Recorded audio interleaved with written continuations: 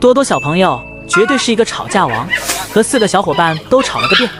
不过就有那不信邪的，这个不信邪的就是多多姑姑美伦的儿子伦辉，多多的表弟。这2个家伙几乎是见面就吵了。可是像今天吵这么凶的，还是第一次。咱也不知道因为点啥，两小熊就在门口吵了起来。伦辉还拍了多多一下，多多立马炸毛了，吵得更凶了。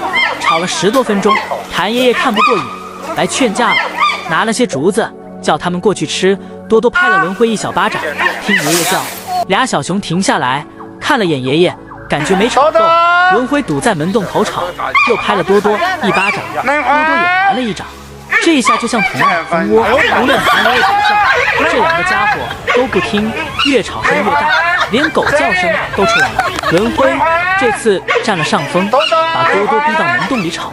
在谭爷爷千呼万唤之下，多多推开伦辉走了出来。看来这次没吵赢，一边朝爷爷走，一边委屈的嗯嗯叫，就像打架没打赢的小朋友。太可爱了。